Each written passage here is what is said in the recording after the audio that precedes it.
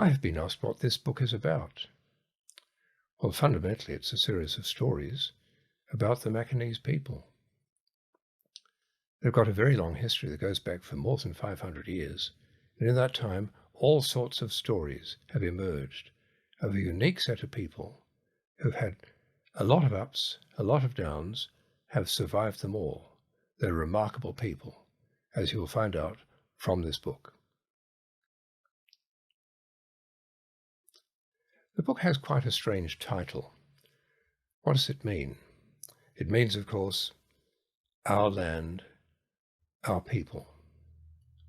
It arises from what I've just said, that the land itself is small, the people over a long period of time are very varied, ethnically varied, and culturally varied, and now, of course, they're spread over the whole world. So this book attempts to bring them back and talk about some of their roots.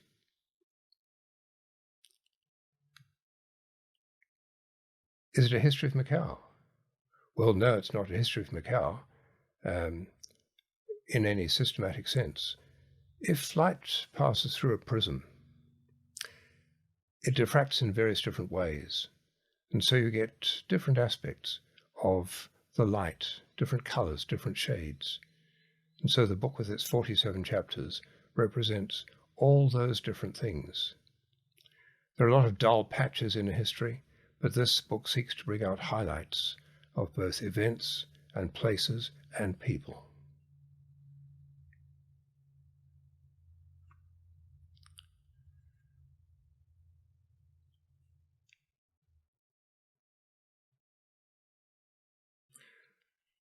Who in fact are the Macanese people? Once again, you go back a very long way. You go back almost to the beginning of the Portuguese arrival on the China coast in the middle of the 16th century. As in India, so in Macau, the Portuguese people who arrived stayed, very few of them ever went back, so they married the local people, the Indians in Goa, Chinese people in Macau. And so you get a multiracial community, possibly one of the first multiracial communities in the world. So coming from Macau, they became known as the Macanese people, sometimes Macanese. But they're a unique race of people with all sorts of roots that extend back to Europe and also back into China and elsewhere. They're the Macanese people.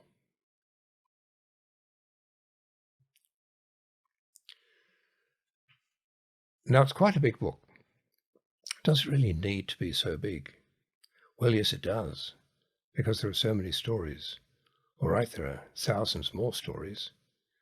But trying to do justice to these people, it needed to tell many different stories, 47 in this book, and all the variation that we see. And that, I think, gives a satisfactory glimpse into what the Macanese people have experienced over this long period of time.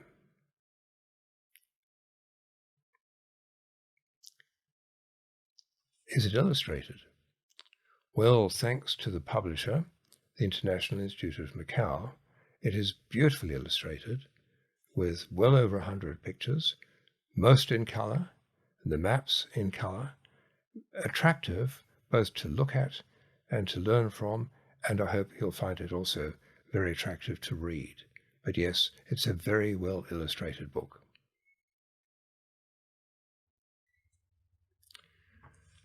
And how long did it take to write?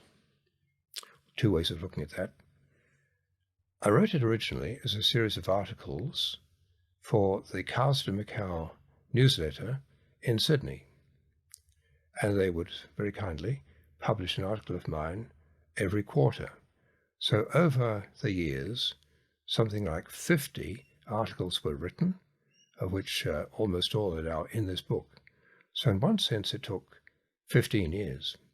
In another sense, pulling it together was a very quick and a very pleasant operation, making sure that all the threads came together.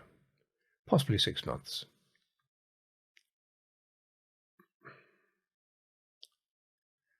And who has it been written for? It's been written obviously for the Macanese people, It's been written for their descendants who've gone worldwide, mostly to the Pacific Rim, and Portugal, and Brazil. It's written in English, so it's been written basically for people on the Pacific Rim, in Canada, in California, in Australia, New Zealand, and of course Hong Kong. So it's been written for the Macanese people and written by one of them, by myself, because my roots in Macau go back a very long way, more than 300 years.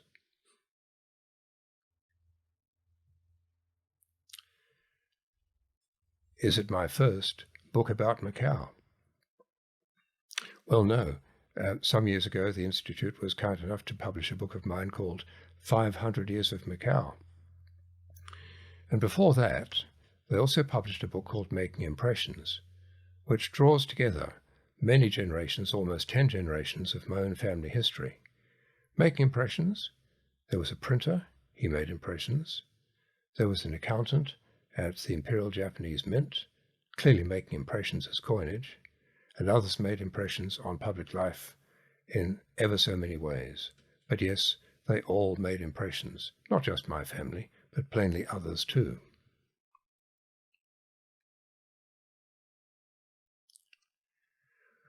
Well, I have lived in Australia for more than 70 years. Why am I still interested in Macau? There's a simple answer to that. Because its story is fascinating. My family history is fascinating.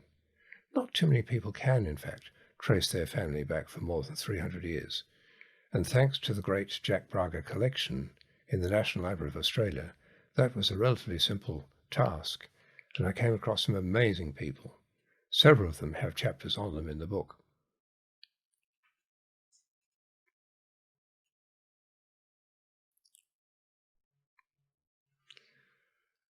Yes, several of the chapters are on individual people. Which one, would you say, is the most important? Well, from my point of view, the answer is easy. It's not one of my forebears. It's a man called Pedro Nolasco da Silva. Now, economically, things were bad in late 19th century Macau. It wasn't helped by the fact that educational opportunity was poor, and in other places it was getting better. In Macau, because of government inaction, it was getting worse. So Pedro Nolasco da Silva and a number of his associates got together, and over a period of time they established an organization called the Association for the Promotion of Macanese Education.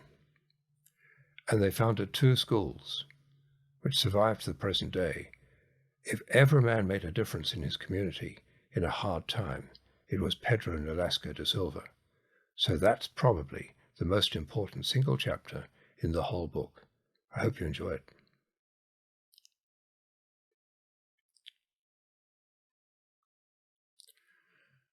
Some of the chapters have very startling titles. I think probably the most startling of all of them is The Governor from Hell. That goes back more than 300 years. It goes back to a time when to get from Portugal to Macau and back again could easily take well over 2 years, even if your ship wasn't captured by the Dutch, and the Dutch did capture a lot. So if a governor was sent out to Macau with the intention of doing exactly what he wanted, he found it quite easy. And the governor from Hell did just that for a long period of time. However, they caught up with him, and you will find out in that chapter what happened. Yes, he came to a very sticky end. Now, there must be many families who've been left out.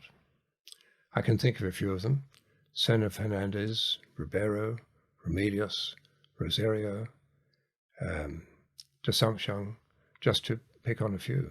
There could be a whole book with chapters about some of these families and the outstanding people they produced. Right, it's over to you to write the next chapters of the next book.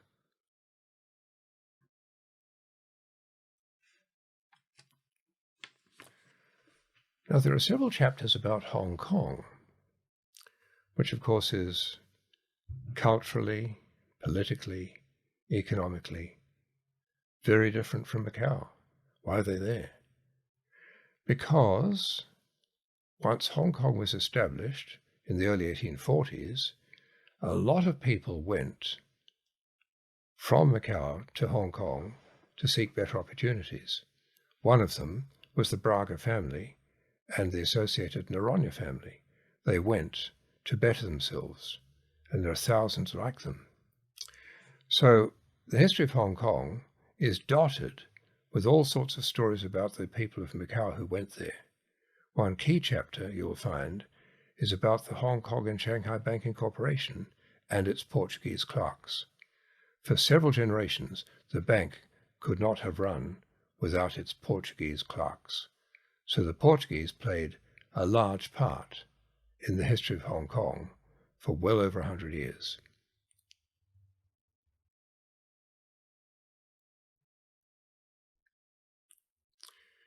You will find chapters on Goa and Malacca. Why? They're a long way from Macau.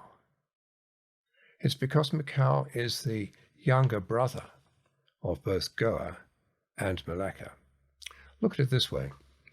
The Portuguese sailors crept around the coast of Africa, came around the Cape of Good Hope, struck out for India.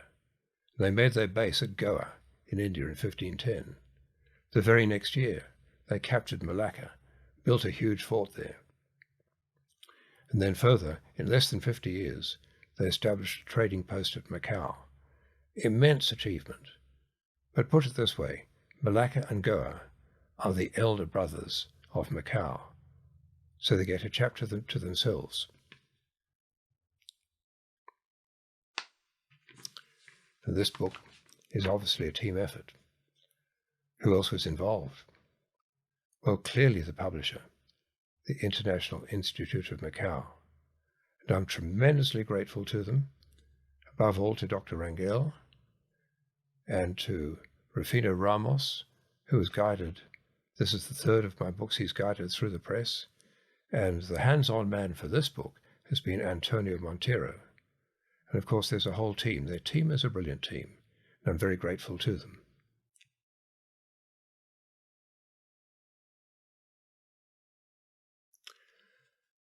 Have I always been an historian? Well, I taught history for something like 40 years. When I left teaching, the obvious thing to do was to write history and to make history accessible to a lot of other people. Naturally, with my background in Macau for 300 years or more, writing about Macau came naturally, and I'm very pleased to have the opportunity of doing it.